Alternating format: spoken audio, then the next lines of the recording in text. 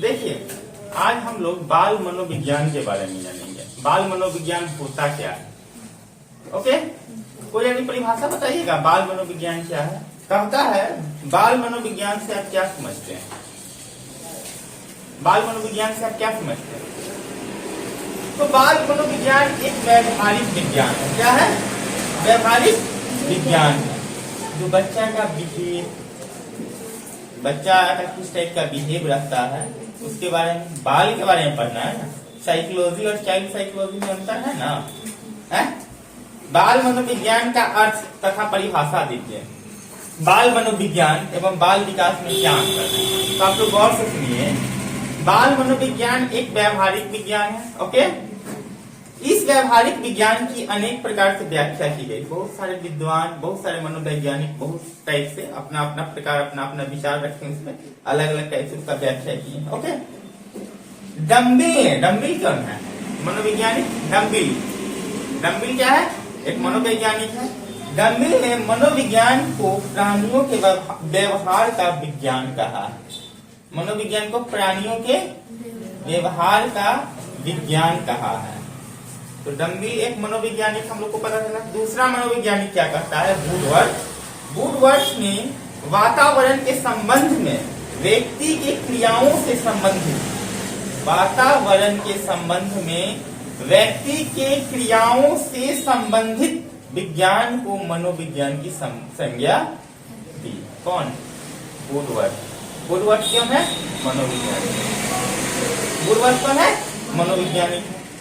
उससे पहले हम लोग डम्बिल के बारे में पढ़े है ना। डम्बिल का अलग विचार है, अलग मत है, इसका अलग मत है, मतलब सब अपने अपने प्रकार, अपने अपने विचार मनोविज्ञान का व्याख्या किए हैं। जेम्स ड्रेवर कहता है, जेम्स ड्रेवर कौन है? मनोविज्ञानिक। जेम्स ड्रेवर कहता है मनोविज्ञान की परिभाषा प्राणियों के मानसिक, मनोविज्ञान की परिभाषा प्राणियों के मानसिक तथा शारीरिक व्यवहार की व्याख्या करने वाले विज्ञान के रूप में दी गई है और इसका संबंध भौतिक अनुबंध से है। इसका संबंध भौतिक, भौतिक मतलब फिजिकल, ठीक है ना, फिजिकल संबंध से है। मनोविज्ञान की नीचे दी गई परिभाषाएं जीवित प्राणी के व्यवहार का अध्ययन, जीवित प्राणी के व्यवहार का अध्ययन, व्याख्या, उन पर पड़ने वाले प्रभाव आदि सभी का अध्ययन करती है। मनोविज्ञान चूंकि मानव व्यवहार का अध्ययन करता है तो वह उन सभी तथ्यों, घटकों का भी अध्ययन करता है जो मानव व्यवहार को प्रभावित करते हैं, जो मानव व्यवहार को प्रभावित करते हैं। मनोविज्ञान के बारे में कह रहे हैं, बाल मनोविज्ञान के बारे में नहीं कह रहे हैं। मनोविज्ञान, मनोविज्ञान ऑल ओवर, बच्चा से लेके और उसी को पार्ट बाय पार्ट बांट दिया गया है। तो मनोविज्ञान कहता है प्राणी की जिंदगी से लेकर के मृत्यु तक का जिसका व्यवहार रहता है उसका अध्ययन करता है मनोविज्ञान। ओके, चाइल्ड मनोविज्ञान बच्चा के व्यवहार का अध्ययन करता है। वही कह रहा है मनोविज्ञान का परिभाषा एक लेने, मनोविज्ञान एक व्यवहारिक विज्ञान, ठीक है। मनोविज्ञान एक व्यवहारिक विज्ञान है। जीवन के जिन जिन क्षेत्रों में मनोविज्ञान के सिद्धांत तथा व्यवहारों का अध्ययन किया जाता है वे सब उसी शाखाएं, वे सब उसी की शाखाएं बन जाती हैं। अलग अलग क्षेत्र में बच्चा के बारे में करेंगे अध्ययन मनोविज्ञान, तो बाल मनोविज्ञान किसका पार्ट होगा? मनोविज्ञान का पार्ट होगा। किसका पार्ट होगा? मनोविज्ञान का ही पार्ट होगा।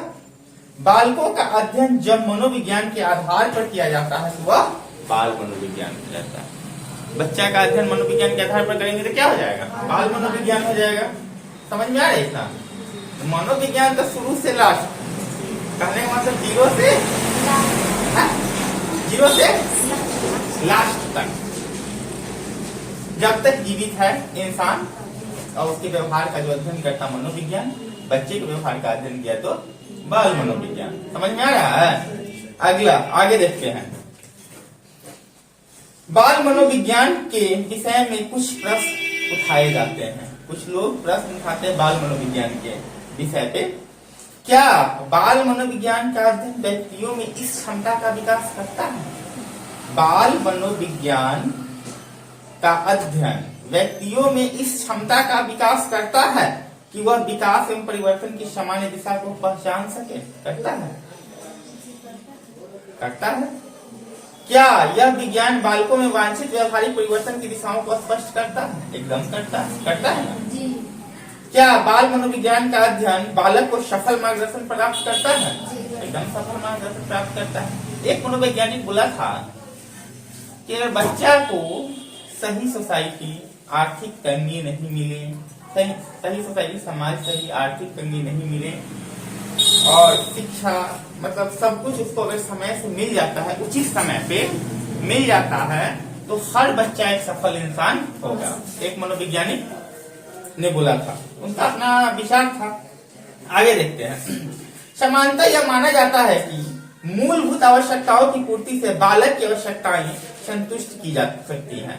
बालक की आवश्यकताएं संतुष्ट की जा सकती है, किंतु यह भी उतनी ही सही है कि स्नेह, प्रेम, दया, ममता आदि मनोवैज्ञानिक आवश्यकताओं की पूर्ति न होने से विकास तथा अभिवृद्धि में दोष आ जाता है। विकास तथा अभिवृद्धि में दोष आ जाता है। समझ में आ रहा है बात? क्या समझ? सामान्यता हमेशा देखा जाता है, समानता यह माना जाता है कि मूलभूत आवश्यकताओं की पूर्ति से बालकों की आवश्यकताएं संतुष्ट की जा सकती है। जो उसका आवश्यकता है बालक की, उसको देकर उसको संतुष्ट किया जा सकता है, जो उसका आवश्यकता है बालक का। लेकिन किंतु यह भी उतनी ही सही है कि स्नेह, प्रेम, दया, ममता आदि मनोवैज्ञानिक आवश्यकताओं की पूर्ति न होने से उनके विकास तथा वृद्धि में दोष आ सकता है। मतलब समझ में? उसको खाना का जरूरत है, खाना मिल गया, दूध का जरूरत है, दूध मिल गया, मतलब जिन जिन चीजों का जरूरत है वो चीज उसको मिलता गया। लेकिन उसको दया उस पर नहीं दिखाया जाएगा, उससे प्रेम, स्नेह, लगाव नहीं रहेगा, तो उसका विकास अवरुद्ध हो सकता है ना जी। चलिए आगे देखते हैं। प्रू एंड प्रो एक मनोविज्ञानिक, प्रू एंड प्रो एक मनोविज्ञानिक है। बाल मनोविज्ञान एक वैज्ञानिक अध्ययन है। बाल मनोविज्ञान एक वैज्ञानिक अध्ययन है। कौन कहता है? Pro and pro. Pro and pro कौन है? मनोविज्ञानिक है, मनोवैज्ञानिक है ना। आप का नाम क्या हुआ?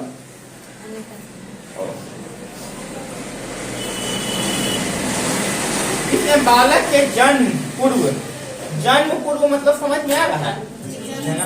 पहले काल से लेकर किशोरावस्था तक का अध्ययन किया जाता है। बाल मनोविज्ञान में बालक का अध्ययन, उसका जन्म नहीं हुआ रहता, ठीक है। गर्भ से लेकर के उसको कह सकते हैं किशोरावस्था तक के अध्ययन अगर होता है, उस काल का अध्ययन, तो उसको बाल मनोविज्ञान कहेंगे। ओके। Second, Thompson. थॉमसन कौन है जी? बाल मनोवैज्ञानिक। बाल मनोवैज्ञानिक है थॉमसन। थॉमसन कहता है कि बाल मनोविज्ञान सभी को एक नई दिशा में संकेत करता है। बाल मनोविज्ञान सभी को एक नई दिशा में संकेत करता है यदि उसे उचित रूप में समझा जा सके, उचित रूप में समझा जा सके तथा उसका उचित समय पर उचित ढंग से विकास हो सके। उचित ढंग से विकास हो सके तो हर बच्चा एक सफल व्यक्ति होगा। कौन बोला? किसका विचार है? थॉमसन का विचार है। थॉमसन कौन है? एक मनोविज्ञानी। थॉमसन कौन है? एक मनोविज्ञानी। कहता है बाल मनोविज्ञान की एक शाखा है, एक पार्ट है। मनोविज्ञान तो पूरा है ना। बुढ़वा का भी अध्ययन करेंगे, बुजुर्ग आदमी का, वो मनोविज्ञान है। 40 साल के व्यक्ति का अध्ययन किया जाएगा उसके बिहेव के बारे में, तो वही मनोविज्ञान आएगा। लेकिन बच्चा का अध्ययन करेंगे तो मनोविज्ञान ही आएगा। लेकिन इसको पार्ट में बांट दिया। बाल मनोविज्ञान का एक शाखा है, एक शाखा है। इसके अंतर्गत बालकों के व्यवहार, बाल मनोविज्ञान के अंतर्गत बालक जो है उसका बिहेव, व्यवहार, स्थितियों, समस्याओं तथा उन सभी कारणों का अध्ययन किया जाता है। उन सभी कारणों का अध्ययन किया जाता है जिसका प्रभाव बालक के व्यवहार एवं विकास पर पड़ता है। जिस चीज का कुप्रभाव या प्रभाव बालक के विकास पे पड़ता है, उसका अध्ययन बाल मनोविज्ञान में किया जाता है। उसके समस्या का, उसकी स्थिति का, उसके व्यवहार का। समझ में आ रहा है? जिस आज के युग में अनेक सामाजिक, सांस्कृतिक, राजनीतिक, आर्थिक कारक है।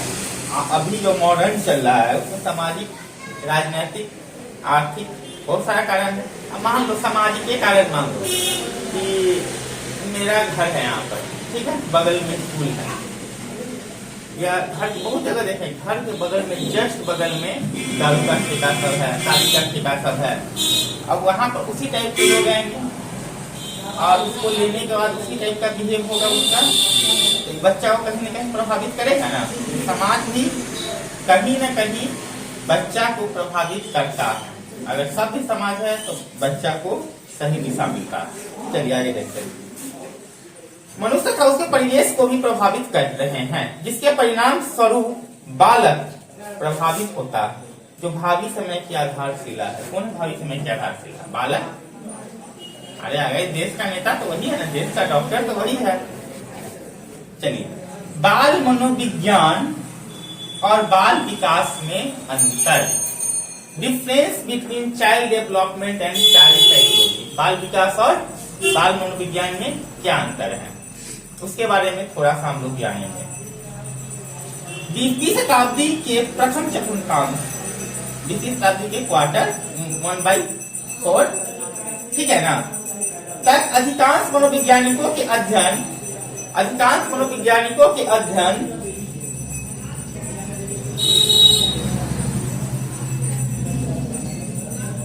बाल व्यवहार के कुछ विशिष्ट क्षेत्रों में संबंधित है, जैसे संवेग, रुचि, खेल, भाषा, बालकों की विभिन्न क्रियाएं, नवजात शिशुओं की शारीरिक तथा मानसिक विशेषताएं आदि। इन सब क्षेत्रों से संबंधित अधिकांश अध्ययन नवजात शिशुओं या स्कूल के छोटे छोटे बच्चों तक सीमित है। इस प्रकार के अध्ययन जिस शाखा द्वारा किए जाते थे उसे बाल मनोविज्ञान, चाइल्ड साइकोलॉजी कहा जाता था। धीरे धीरे बाल मनोविज्ञान की लोकप्रियता बढ़ी। लोकप्रियता मतलब समझ रहे हैं, पॉपुलैरिटी बढ़ी, लोग जानने लगा, लोकप्रियता बढ़ने लगी, जिसके परिणाम स्वरूप इस दिशा में मनोवैज्ञानिकों की रुचि बढ़ी। इस दिशा में मनोवैज्ञानिकों की रुचि बढ़ी। उसको लगा कि लोग जानने लगा है और इस चीज को केयर करता है, तो उसको भी मजा आने लगा काम करने में, उसका भी रुचि बढ़ी और इस दिशा में अनेक महत्वपूर्ण अध्ययन होने लगे।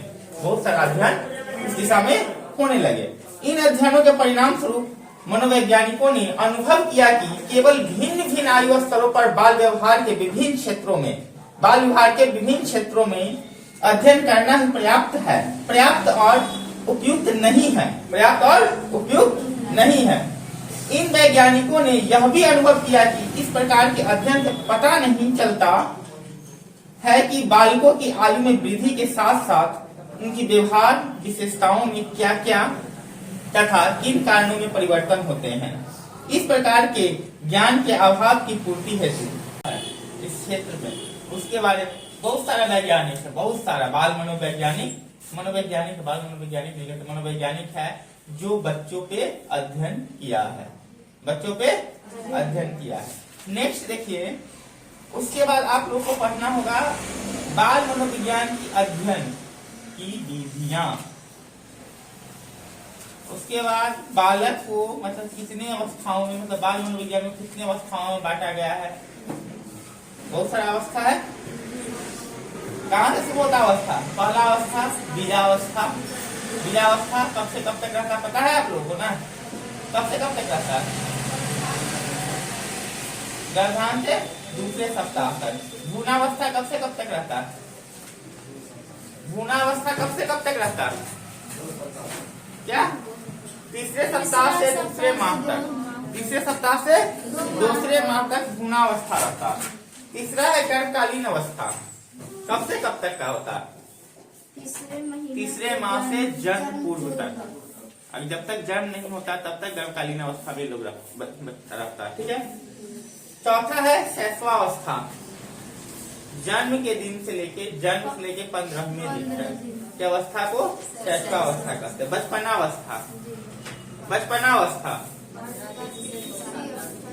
क्या? 15वें दिन से 15वां दिन से लेकर के दूसरे सप्ताह से लेकर के 2 साल तक की उम्र को बचपनावस्था कहते हैं। क्या कहते हैं? 15वां दिन से लेकर 2 साल, मतलब दूसरे सप्ताह से लेकर के 2 वर्ष तक की आयु को। उसके बाद है बाल्यावस्था। बाल्यावस्था कब से कब तक? दूसरे साल से लेकर के 12वें साल तक। दूसरे साल से लेकर 12वें साल तक। उसमें भी उत्तर और पूर्व बांटा गया है ना जी। 5-5 साल करके बांट दिया। तो 2 से 5 साल तक कौन साथी है बताओ तो?